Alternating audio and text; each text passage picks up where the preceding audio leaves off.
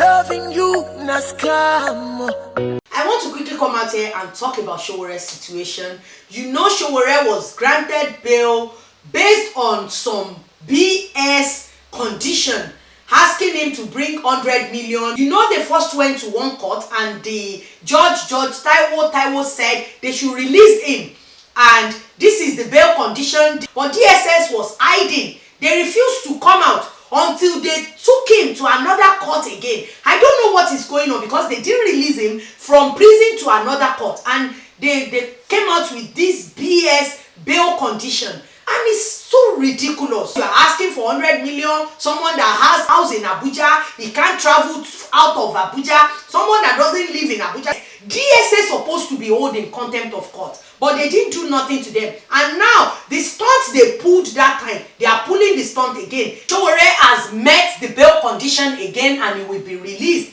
And before you know it, DSS came again with their usual trick. You know their usual trick now. DSS has come again with their usual trick. And who is this director state services? What is your name? DSS nonsense that you are.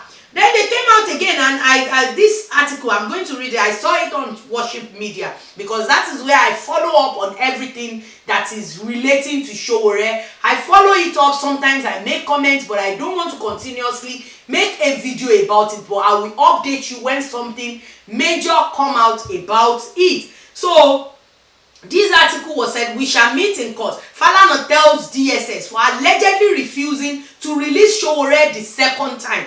Senior advocate of Nigeria, Femi Falana, has threatened to drag the Department of State Services to court for allegedly refusing to release Omoyele Sowore, who has reportedly met his bail condition. In a statement released on Thursday, November 7, Falana disclosed that this is the second time the security agency will be refusing to release the convener of the #RevolutionNow movement, even though the Federal High Court in Abuja has ordered his release alongside Olawale Adebayo, aka Mandate. On 8 August 2019, the Honorable Justice Taiwo granted the application of the State Security Service to detain Mr. Sowore for 45 days, he said. Upon the expiration of the 45-day detention period, the court granted Mr. Sowore bail on September 24, 2019. He met the bail conditions, but the State Security Service refused to release him from custody.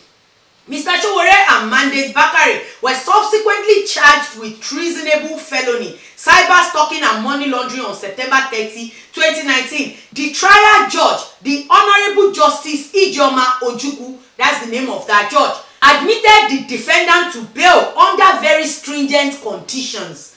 Upon meeting the bail conditions, Justice Ojukwu directed the State Security Service to release the defendant from detention. But in utter contempt of the orders of Justice Ojukwu, the State Security Service has refused to release Mr. Sowore and Bakare from custody. Since the State Security Service is not above the law of the land, we shall embark on appropriate legal measure to ensure compliance with the court orders. What I'm thinking is this: why would you let them get away with it in the first instance? They have done this thing before. They were able to get away with it and change the judge to Ijeoma Ojukwu. Now they are doing the same thing because their leader hasn't told them to release him. He's out of the country, and some people in UK, they protested. I'm going to just show a little bit. They are protesting in front of where they believe Buhari is residing in UK. This man spent most of his time in UK, in America. I don't know, seriously. That is why a lot of times I don't want to talk about politics, because it aggravates me. Because I'm thinking, how do they work things out in America, in other countries, even some African countries, and he was working for them, even though there are a lot of African countries that you have tyrant presidents. There is a lot of them. So it's not just Nigeria. And I'm not surprised that Buhari is doing this, because there is a lot of them that do the same thing. This thing is turning to a disgrace. It's turning to a disgrace. DSS refused to accept the letter of release of Sowore the first time. They got away with it because Falana did not sue them for contempt of court. And I said it in the video I made. I remember about that.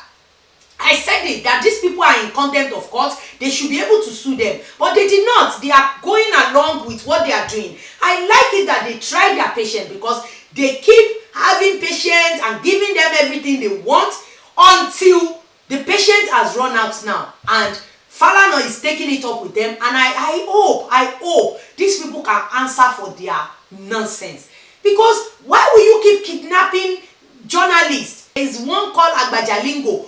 All of them, you just kidnap them. You don't want bad press, but social media is there. Everybody will speak, even if you don't want them to. We will speak. We will continue to speak about the bad governance. It's not right. It's not okay to deprive someone of their right, and you said it's democracy. All right, guys, I'm just done with this, and Nigerian people should try and come out and talk about this injustice going on. It's only people in diaspora that keep speaking about this thing. I understand you're scared for your life. What happens to your children, to your children's children? Don't just think about yourself, think about your generation. Anyway, I'm going to leave it to you guys. If you have anything, any opinion or contribution about this Sowore's saga, I just want to hear your thoughts in the comment section down below. And on your way out, don't forget to give this video a thumbs up and share it if you like it. And also, don't forget to subscribe and hit that notification bell, because that is the only way you will get notified whenever I upload a video. And I really appreciate all your support. God bless you. Bye.